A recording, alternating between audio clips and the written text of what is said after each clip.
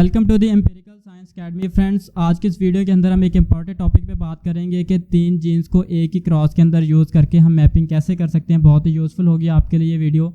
Last video के अंदर हमने बात की थी जीन लिंकेज के बेसिक्स की कि उसको हम कैसे मेजर कर सकते हैं, और उसमें हमने 2 जीन्स को इस्तेमाल किया था। अगर आपने वो वीडियो नहीं देखी तो उसका लिंक आपको डिस्क्रिप्शन में मिल जाएगा, तो आप वहाँ से देख सकते हैं। तो स्टार्ट करते हैं कि 3 पॉइंट क्रॉस को मैपिंग के अंदर हम कैसे यूज़ कर सकते हैं। मैपिंग में हम 2 चीज़ें करते हैं। एक तो हमें ये पता चल जाता है कि जिन जीन्स को हम स्टडी करना चाह रहे हैं, जिनको देखना चाह रहे हैं कि क्या वो एक ही क्रोमोसोम के ऊपर हैं या डिफरेंट क्रोमोसोम पे हैं। दूसरा, अगर वो एक ही क्रोमोसोम के ऊपर हैं तो उनका ऑर्डर क्या है और उनका आपस में डिस्टेंस क्या है। ऑर्डर से मुराद के कौन सा जीन सेंटर में है, कौन से साइडों पे कौन से हैं, तो ये हम मेजर कर सकते हैं, जो कि इस केस में होगा। तो सपोज़ हम 3 जीन को स्टडी करते हैं, ए बी सी, और वो तीनों जीन्स डिफरेंट ट्रेट्स को कंट्रोल करते हैं। तो हम ये देखना चाहते हैं कि इन जीन्स की अरेंजमेंट क्या है, और दूसरा इनके दरमियान डिस्टेंस कितना है। अब 3 जीन्स की मैपिंग के लिए सबसे पहली शर्त जो है वो ये है कि हमें एक ऐसा ऑर्गेनिज्म चाहिए जिसके अंदर ये तीनों जीन्स हेटेरोजाइगस होने चाहिए। इन 3 में से कोई एक जीन भी होमोजाइगस ना हो। हेटेरोजाइगस का क्या मतलब है कि इन 3 में से हर जीन का एक एलील अगर डोमिनेंट है तो दूसरा लाजमी तौर पर रिसेसिव होना चाहिए। जैसे कि आप इसमें देख सकते हैं कि अगर एक कैपिटल ए है तो दूसरा स्मॉल ए है।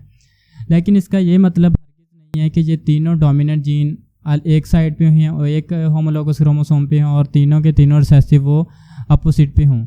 तो इनकी पोजीशन में फ़र्क हो सकता है, जैसे कि यहाँ पे ए की पोजीशन में फ़र्क है, लेकिन वो तीनों हैं हेटेरोजाइगस। यहाँ पे ए और बी दोनों की पोजीशन में फ़र्क है। अब अगली बात आ जाती है कि ऐसे का हेटेरोजाइगस ऑर्गेनिज्म आएगा कहाँ से। मतलब अगर हमारे पास कोई एक ऑर्गेनिज्म है तो हमें कैसे पता चलेगा वो हेटेरोजाइगस है, क्योंकि हमें तो उसकी सिर्फ फिनोटाइप का पता होगा, वो नज़र आ रही होगी, तो उसकी जीनोटाइप का हमें नहीं पता। तो ऐसा ऑर्गेनिज्म प्रोड्यूस करवाने के लिए हमें 2 ऑर्गेनिज्म चाहिए जो बिल्कुल प्योर लाइन और प्योर ब्रीड होने चाहिए। प्योर ब्रीड से मुराद है कि वो होमोजाइगस हों, दोनों, एक होमोजाइगस रिसेसिव होना चाहिए और एक होमोजाइगस। और प्योर लाइन चेक करने का तरीका क्या है कि अगर कोई एक ऑर्गेनिज्म है उसको हम चेक करना चाहते हैं तो उसका सेल्फ क्रॉस करवाने के बाद उससे ऑफस्प्रिंग जो प्रोड्यूस होंगे, तो अगर तो जो ऑफस्प्रिंग है वो भी वही ट्रेड्स या वही करैक्टर रखता है जो कि पेरेंट के अंदर थे, तो इसका मतलब है कि उसका जो पेरेंट था वो प्योर ब्रीड था। इस तरह से जब हम दोनों होमोजाइगस रिसेसिव और होमोजाइगस डोमिनेंट को आपस में क्रॉस करवाएंगे तो जो इनका ऑफस्प्रिंग या प्रोजनी होगी वो 100% हेटेरोजाइगस ही होगी तीनों जीन्स पे। अब हमारी हेटेरोजाइगस वाली शर्त तो पूरी हो जाती है। नेक्स्ट काम जो अब हमने करना है वो टेस्ट क्रॉस करवाना है। टेस्ट क्रॉस के अंदर क्या करते हैं कि वो जो हेटेरोजाइगस है उसको क्रॉस करवाते हैं होमोजाइगस रिसेसिव के साथ, और इनकी ज़्यादा सारी प्रोजनी प्रोड्यूस करवाएंगे।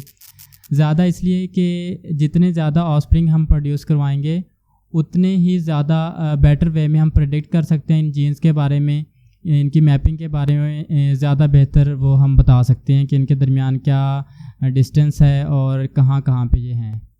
अब इनमें से जो होमोजाइगस रिसेसिव पेरेंट है वो तो एक ही टाइप की गैमेट प्रोड्यूस करेगा। अच्छा, इसका ये हरगिज़ मतलब नहीं है कि ये गैमेट एक ही प्रोड्यूस करेगा। गैमेट हज़ारों की तादाद में होंगे लेकिन वो एक ही टाइप के होंगे, जबकि दूसरी तरफ जो हेटेरोजाइगस है वो 8 डिफरेंट टाइप के गैमेट्स प्रोड्यूस कर सकता है। क्योंकि उसके अंदर क्रॉसिंग ओवर की वजह से 8 डिफरेंट कम्बिनेशन जीन्स के पॉसिबल हैं। अब उन 8 टाइप्स में कुछ तो पेरेंट की तरह होंगे जिनमें कोई क्रॉसिंग ओवर नहीं होगी, और कुछ ऐसे होंगे जिनमें ए और बी के दरमियान क्रॉसिंग ओवर हुई है, और कुछ ऐसे होंगे जिनमें बी और सी के दरमियान क्रॉसिंग ओवर है, और कुछ ऐसे भी होंगे जिनके अंदर डबल क्रॉसिंग ओवर हुई है, ए और बी के दरमियान भी, बी और सी के दरमियान भी। वैसे इसके चांसेस होते बहुत कम है, लेकिन ये भी प्रोड्यूस होते हैं। अब हमारे पास दोनों तरफ से गैमेट आ गए हैं। एक तरफ से सारे के सारे गैमेट एक टाइप के हैं और दूसरी तरफ 8 डिफरेंट टाइप के हैं। अब यहाँ पे आपने ये नहीं समझना कि एक तरफ सिर्फ एक गैमेट है और दूसरी तरफ 8, तो गैमेट की तादाद डिफरेंट हो सकती है। लेकिन हम यहाँ पे सपोज करते हैं, फर्स्ट करो कि 1200 गैमेट है, तो एक तरफ जो है वो 1200 के 1200 एक ही टाइप के होंगे, लेकिन जो दूसरी तरफ 1200 हैं उनमें डिफरेंट टाइप होंगी, हर एक टाइप का नंबर डिफरेंट होगा। और इन नंबर में सबसे ज़्यादा तादाद होगी पेरेंटल की जिनमें कोई क्रॉसिंग ओवर नहीं हुई, और उससे कम होंगे सिंगल क्रॉसिंग ओवर वाले जिनके अंदर ए और बी के दरमियान हुई है या बी और सी के दरमियान। जो डबल क्रॉसिंग ओवर वाले हैं उनकी तादाद सबसे ज़्यादा कम होगी। क्यों डबल क्रॉसिंग ओवर के चांसेस इसलिए कम होते हैं कि जब एक पॉइंट पर क्रॉसिंग ओवर हो जाती है तो दूसरे पॉइंट पे क्रॉसिंग ओवर के चांसेस बहुत कम हो जाते हैं और इस प्रोसेस को हम इंटरफेरेंस बोलते हैं।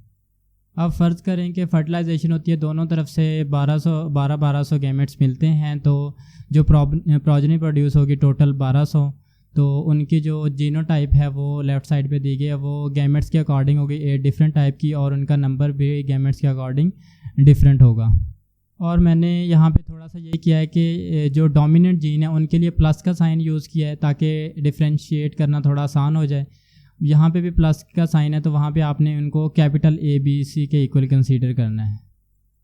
अब हमने टेस्ट क्रॉस भी करवा लिया और हमारे पास प्रोजनी भी आ गया। अब नेक्स्ट काम जो हमने करना है वो डिफरेंट जो जीन थे, तीन जीन जिनको हम स्टडी करें ABC, उनकी हर एक जीन की दूसरे के लिहाज से परसेंटेज रिकम्बिनेशन फ्रीक्वेंसी फाइंड करनी है।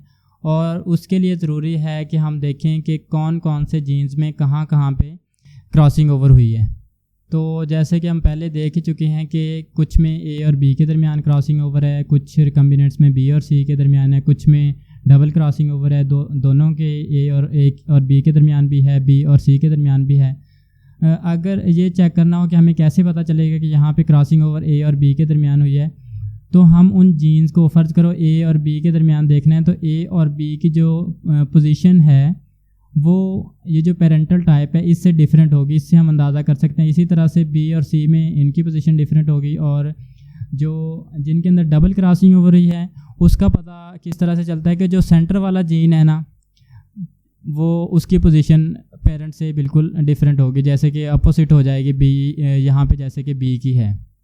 उसके बाद बारी बारी हम परसेंटेज रिकम्बिनेशन फ्रीक्वेंसी फाइंड करेंगे A और B के दरमियान, B और C के दरमियान और A और C के दरमियान, तीनों की इस तरह से अल्टरनेट। अब पहले को हम देखते हैं A और B के दरमियान रिकम्बिनेशन फ्रीक्वेंसी फाइंड करने के लिए सबसे पहले उन ऑर्गेनिज़म का उनका नंबर लिखेंगे जिनके दरमियान A और B की पोजीशन चेंज है। तो उनमें एक तो वो आ जाएंगे A और B की क्रॉसिंग ओवर वाले, उसके बाद उनमें ऐड करेंगे जिनके अंदर डबल क्रॉसिंग ओवर है। क्यों ये डबल वाले इसलिए ऐड करेंगे, डबल वाले के अंदर भी A और B की पोजीशन चेंज होती है, इसलिए इन सबको ऐड करेंगे, उसको डिवाइड करेंगे टोटल प्रोजनी से जो कि 1200 है, उसके बाद मल्टीप्लाई बाय 100 तो ये आ जाती है 19.91%। इसी तरह से B और C के केस में होगा, इसमें भी डबल क्रॉस ओवर वाले इसमें भी ऐड होंगे 5 + 4, क्यों क्योंकि इसमें भी B और C इन्वॉल्व थे। तो इसका जो आंसर है वो है 21.75%। उसके बाद देखेंगे हम A और C में कहाँ कहाँ पे क्रॉसिंग ओवर हुई है, तो इसमें A B और BC वाले दोनों इसमें ऐड हो जाएंगे। क्यों क्योंकि इन चारों के अंदर जहाँ जहाँ पे A B के दरमियान क्रॉसिंग ओवर हुई है और B और C के दरमियान, तो सब के अंदर A और C इन्वॉल्व हैं, लेकिन इसके अंदर हम डबल क्रॉस ओवर वाले ऐड नहीं करेंगे। क्यों क्योंकि डबल क्रॉस ओवर वालों में A और C की पोजीशन बिल्कुल भी चेंज नहीं हुई, उनमें सिर्फ B की पोजीशन यानी कि सेंटर वाला जीन वो चेंज होता है। अब हमें पता है कि दो जीन्स के दरमियान जितनी रिकम्बिनेशन फ्रीक्वेंसी की परसेंटेज होती है उनके दरमियान डिस्टेंस जो है वो उतने ही सेंटीमॉर्गन होता है। तो यहाँ पे सबसे ज़्यादा डिस्टेंस A और C के दरमियान है, A और B के दरमियान 20 हो गया, और जिसको हम 20 के इक्वल ले रहे हैं वो जो 19 पॉइंट समथिंग था। अब यहाँ पे एक चीज़ नोट करें कि हमने तीनों जीन्स की अलग अलग रिकम्बिनेशन फ्रीक्वेंसी फाइंड की, जैसे A और B के दरमियान की, B और C के दरमियान, फिर A और C के दरमियान।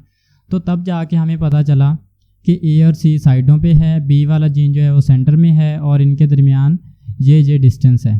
तो अगर हमें ये सारी कैलकुलेशन करने से पहले ही ये पता चल जाता कि B वाला जीन सेंटर में है, तो हम सिंपली B के लिहाज से A के दरमियान यानी कि A और B की रिकम्बिनेशन फ्रीक्वेंसी फाइंड कर लेते, जिससे A और B का डिस्टेंस आ जाता। इसी तरह से B और C के दरमियान रिकम्बिनेशन फ्रीक्वेंसी फाइंड करते, B और C का डिस्टेंस आ जाता।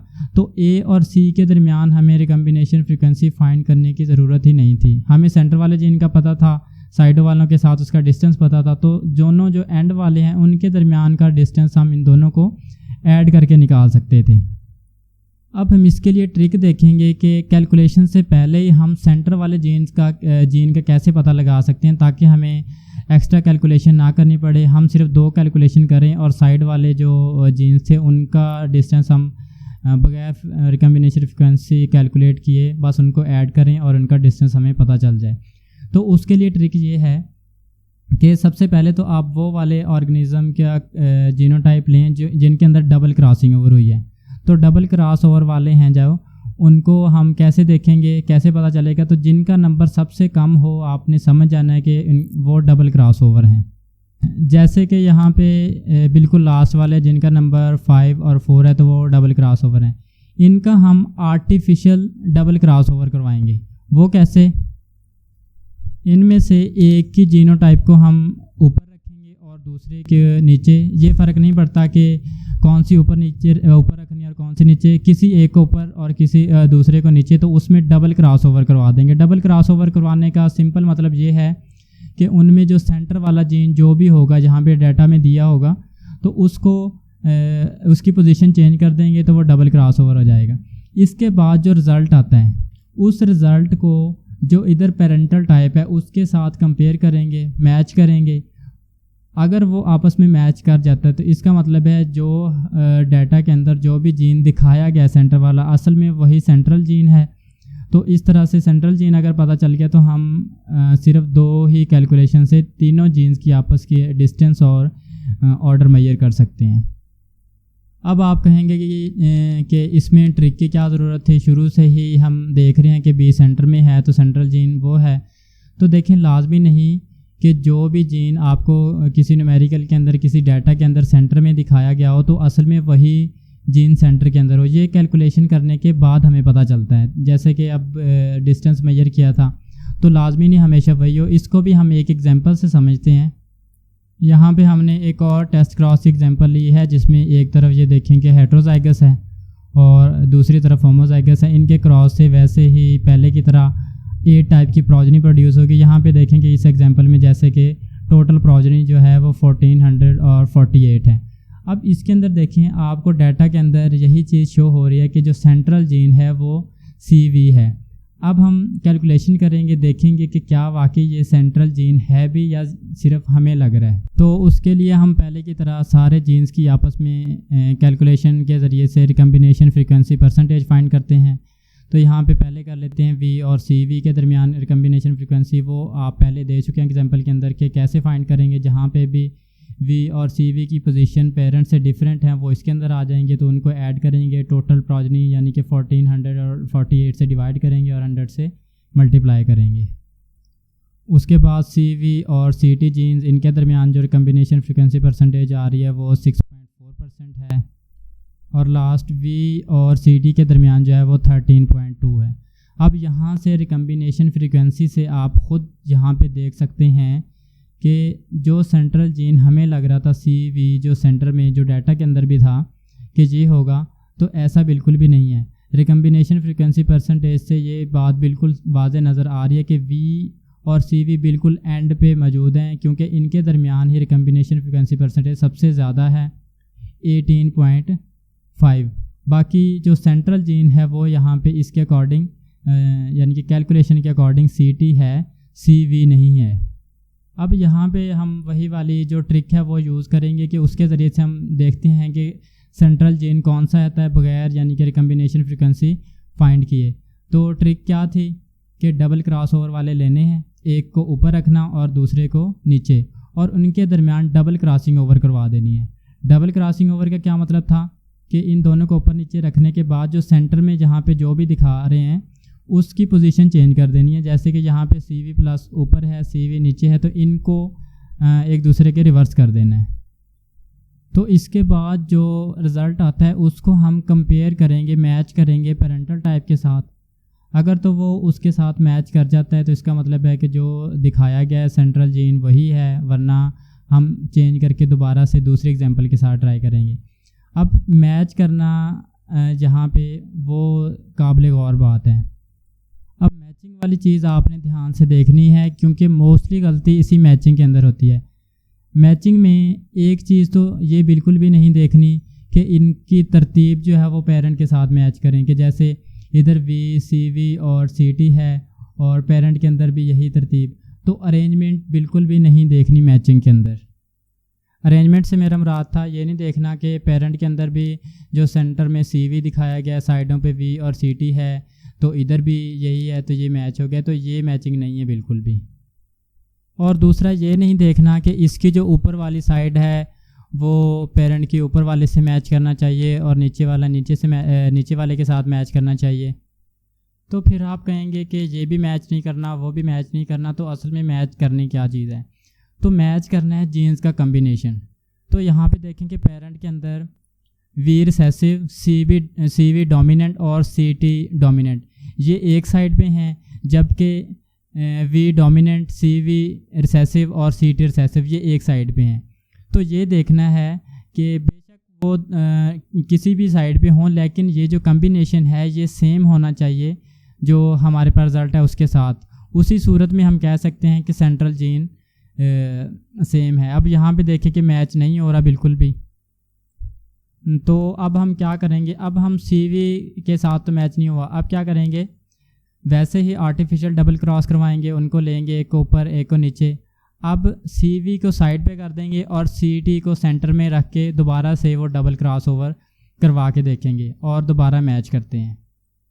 अब देखें कि ये पेरेंट के साथ मैच हो गया, तो फिर आप कहेंगे कि ये कैसे मैच हो गया? इसमें जो है CT सेंटर में है और इधर जो पेरेंटल दिखाया गया इसके अंदर CV सेंटर के अंदर है। ये मैं पहले कह चुका हूँ कि हमने जब ये वाली मैचिंग करनी है इसके अंदर अरेंजमेंट या ऑर्डर का ख्याल बिल्कुल भी नहीं करना। हमने सिर्फ ये देखना है कि इधर CV प्लस, CT प्लस और V ये एक साइड पे हैं, बेशक जिस भी साइड पे हों, तो इधर भी सेम ही है, ऑर्डर नहीं देखना।